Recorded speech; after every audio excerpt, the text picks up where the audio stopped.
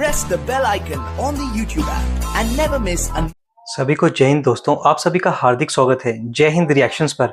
आशा करता हूं कि आप सभी लोग बहुत अच्छे होंगे। तो आज हम आपके लिए लेटेस्ट एक इंटरेस्टिंग और एक बहुत ही दमदार वीडियो लेकर आए जिसमें आप देखेंगे मशहूर पत्रकार आरजू काज़मी जी को, जिनके स्पेशल गेस्ट होंगे साजिद ताड़ा साहब, जो कि एक जबरदस्त जियोपॉलिटिकल एक्सपर्ट हैं और खासकर भारत और पाकिस्तान के रिश्तों पे बहुत ही जबरदस्त नॉलेज रखते हैं। और ये दोनों बात करेंगे हमारे प्यारे देश भारत के बारे में और खासकर भारत में हो रहे चुनावों पे। तो ये वीडियो काफी इंटरेस्टिंग होगी, आपको बहुत कुछ जानने को मिलेगा और मजा आएगा। तो इसे अंत तक देखें और चैनल पे नए हैं तो चैनल को सब्सक्राइब कर दें ताकि हम आपके लेटेस्ट और नॉलेजेबल वीडियोस लाते रहें। तो चलिए पहले ये वीडियो देखते हैं और अंत में इसके बारे में बात करेंगे। जय हिंद, जय भारत। नमस्कार, सत श्री अकाल, गुड इवनिंग। मैं हूं आरजू काज़मी और आप देख रहे हैं पॉइंट ऑफ व्यू। हमारे साथ हैं जी साजिद ताड़ा साहब। बहुत शुक्रिया सर कि आज आप आए। Thank you so much sir. आज कई चीजें हैं, हरियाणा का और कश्मीर का इलेक्शन के ऊपर भी हम बात करेंगे। रिजल्ट्स आ गए हैं और किस तरह से आप उसको देखते हैं। साथ एससीओ की मीटिंग की तैयारी यहाँ पर चल रही है और कराची में जो अटैक हुआ, उस इन सारे सिचुएशंस को आप कैसे देखते हैं? 100 मील के फासले पर 5 मिलियन कंप्यूटर प्रोग्रामर बैठा है। लाहौर से 100 मील के फासले पे माइक्रोसॉफ्ट और गूगल के सीईओ आके कह रहे हैं कि हम इस साल के अंदर हम वहां से 2 मिलियन आर्टिफिशियल इंटेलिजेंस स्पेशलिस्ट पैदा करेंगे।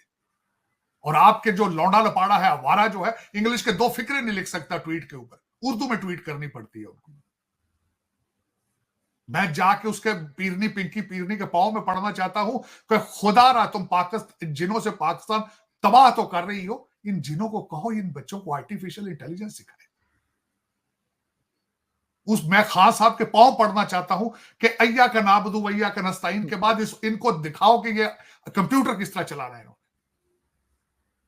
वरना क्या हो रहा है ये भी बताना चाहूंगा। वरना क्या हो रहा है, कीड़ियों की तरह मारे जा रही हो। 2 बिलियन मुसलमान हैं, 45,000 मुसलमानों के टुकड़े करके रख दिए इसराइल ने। और 7 अक्टूबर का जब कल उसकी बरसी थी, बीबी नेतन्याहू ने कहा है ईरान को, उन्होंने कहा तुम्हारा हशर हम गजा की तरह कर देंगे, खंडरात बना के रख देंगे। ना पढ़ो इंग्लिश और मैथ, ना पढ़ो। 20-20 बच्चे पैदा कर लो तुम। 4-4 शादियों का शौक है तुम्हें, 100-100 बच्चा पैदा करना है। मुझे दिखा दो एक भी यूनिवर्सिटी सऊदी अरेबिया में, दुबई में बनी हो। मुझे एक भी हॉस्पिटल बता दो जो यूएई के अंदर बना हो, वहां के प्रिंस जो है, वहां के हुक्मरान खुद अपना इलाज करा सके वहां से। लानत है ऐसे तेल पे और लानत है ऐसे पैसे पे। 9 मिलियन आबादी है इजराइल की, तुम्हें कुत्तों की तरह ट्रीट कर रहे हो, चींटियों की तरह मार रहे हो। देख लो लिबिया, देख लो इराक, अपना देख लो पाकिस्तान, देख लो अफगानिस्तान, देख लो यमन, देख लो इजिप्ट, देख लो सीरिया, देख लो। हाँ, इराक के अंदर रेजोल्यूशन पेश कर दिया गया है कि 13 साल की बच्ची के साथ शादी की इजाजत दी जाए। और मेरे ये 25 करोड़ के लोग, ये जो लैंड ऑफ द प्योर है, इनसे मेरा क्वेश्चन है कि जब बारिश होती है तो बच्चियों की मंडियां लगाते हो। डान का आर्टिकल है जिसमें लिखा गया है कि मॉनसून की ब्राइड्स ऑफ मॉनसून, हवा की बच्चियों को सौदे लेकिन सर यहाँ तो ये हाल है, इकोनॉमिस्ट के बजाय इन्होंने जाकिर नाइक बुला के बिठाया हुआ है। जाकिर नाइक तो मैं गलत किया उन्होंने, क्यों बुलाया? यहाँ पहले मौलवियों ने कम यहाँ पे कर रखा है तमाशा। आरजू, मुझे याद आ गया है, बल्कि मैं नाम लेना चाहूंगा, इस्लामाबाद पुलिस का एक कांस्टेबल इन्होंने मारा है, लौंडे लपाड़ों में हामिद शाह जिसका नाम है। उसके बाद ये ट्वीट करते रहे, उसके बाद ये टिकटॉक बनाते रहे कि वो 140 केजी उसका वेट था, नस्वार खाता था, उसने तो मरना ही था, हमने मार दिया तो क्या हुआ?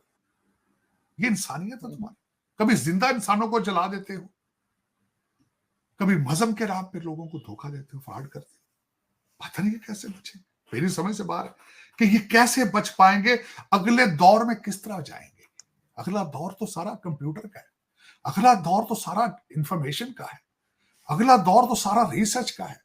कश्मीर के इलेक्शन की रिजल्ट बिल्कुल आज सुबह से भारत पे मैंने देखा है। मैं तो, आपको पता है, मैंने उस पूरे रीजन पे तवज्जो देनी होती है। चाहे कंबोडिया के अंदर चाइना ने अपनी नेवल बेस बना ली है, चाहे वो हो, या चाहे कश्मीर का इलेक्शन हो, चाहे हरियाणा का इलेक्शन हो, महाराष्ट्र का इलेक्शन आ रहा है, मैंने तो देखना होता है। उसकी वजह यह है आरजू कि मेरा पैशन है ये सारा कुछ, पॉलिटिकल साइंस पढ़ी है, वकील हूं। उस पे इलेक्शन हुआ, वहां फारूक अब्दुल्ला साहब दोबारा फिर चीफ मिनिस्टर बन रहे हैं। अच्छाई की मुझे कोई उम्मीद नहीं है उस जगह से। 29 सीटें उनकी पार्टी ने ली।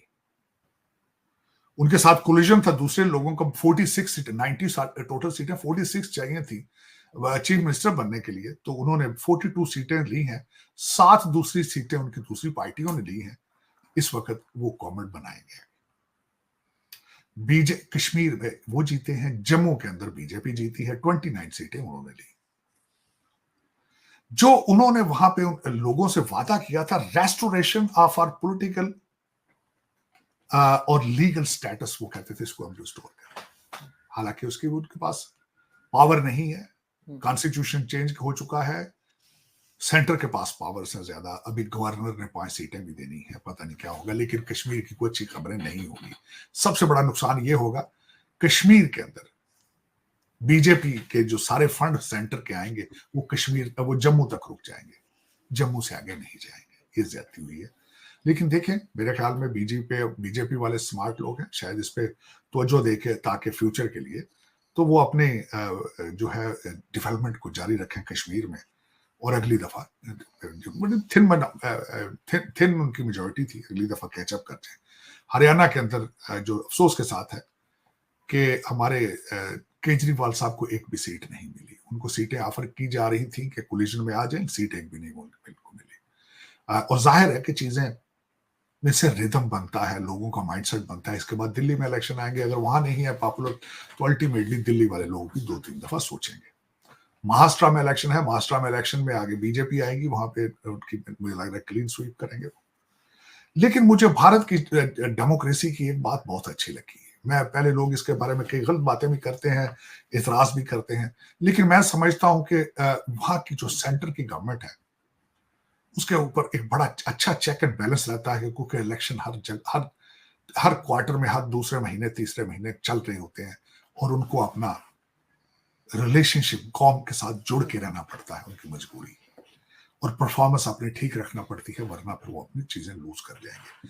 हरियाणा में इलेक्शन हुआ, जो खास चीज वहां पे आई है, जो कि तकरीबन हर इलेक्शन में वो कहते हैं हाथ ना पहुंचे थू कौड़ी, तो उन्होंने वहां पे कांग्रेस ने कहा है कि जी ईवीएम की वजह से हमारे साथ फ्रॉड हो गया। वो ईवीएम की बैटरियां जहां पे ज्यादा चार्ज थी वहां पे वो जीत गए, हम जीत गए। जिस तरह की टिपिकल बात होती है। हमारे पप्पू जी ने कहा जी हम तो जुलूस भी निकालेंगे, जलसे भी निकालेंगे, हम तो जो आज सबसे बड़ी इंटरेस्टिंग बात थी, जलेबियों का बहुत चर्चा है भारत में। मैं अपने दोस्तों से पूछ रहा था भाई जलेबी क्या हो रही है यार पूरे इंडिया में, तो उन्होंने कहा जी जलेबियां बांट दी टाइम से पहले। एग्जिट पोल बता रहे थे कि कांग्रेस जीतेगी तो जलेबियां चल गई। अब वो पप्पू की जलेबी पूरे भारत में इस वक्त मशहूर है और लोग उससे एंजॉय कर रहे हैं। आप बता रही थी कि कांग्रेस का मंसूबा था कि जलेबियों की फैक्ट्रियां, तो पप्पू जी आपको पता है उनको भारत के हालात का इतना अंदाजा नहीं है। जिस तरह पिछले दिनों यहाँ पे आके उन्होंने कई नई ऐसी बातें बताई जो हमें भी और सिखों को भी नहीं पता थी, वो उन्होंने नई बातें भारत की बताई हैं। लेकिन पप्पू जी इज मेरे ख्याल में अराउंड 50 years behind the 2024। उनको हकीकत से अंदाजा नहीं है, और यही सबसे बड़ी ट्रेजेडी है इस वक्त भारत की, कि भारत की एक बहुत बड़ी पार्टी कांग्रेस है और उसमें सिर्फ एक बंदे को इसलिए ऊपर खड़ा किया गया है क्योंकि उसका लास्ट नेम गांधी है। पहले उनकी वालदा इस कौम को बेवकूफ बनाती रही है, हालांकि वो इटालियन थी, हालांकि वो हिंदी भी पूरी बोल नहीं सकती थी। यही ट्रेजेडी है। पाकिस्तान में भी बिल्कुल वही है, भारत में भी वही है। ये पार्टियां, इनको मैं पार्टी नहीं कहूंगा, फैमिली एंटरप्राइज कहूंगा, फैमिली का कारोबार कहूंगा इसको।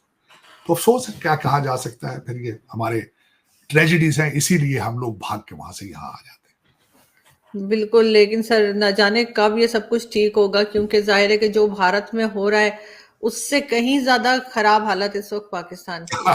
पता नहीं कौन ठीक करे। आप नहीं, कंपैरिजन नहीं है, कंपैरिजन।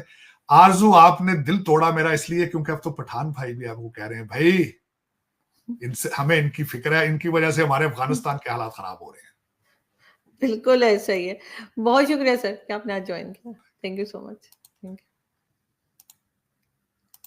दोस्तों आशा करता हूँ कि वीडियो को आपने अंत तक देखा होगा और हमेशा की तरह आरजू काज़मी जी और साजिद ताड़ साहब का पूरा डिस्कशन और उनकी पॉजिटिव बातें आपको काफी पसंद आएंगी और इस वीडियो में आपको बहुत कुछ जानने को मिला होगा। अगर आपको वीडियो अच्छी लगी है तो इसे लाइक और शेयर जरूर कर दें और अपने विचार हमें कमेंट सेक्शन में लिखकर जरूर बताएं। और एक बार फिर चैनल पर नए हैं तो चैनल को सब्सक्राइब कर दें ताकि हम आपके लेटेस्ट इंटरेस्टिंग और मजेदार वीडियोस लाते रहें। जय हिंद, जय भारत।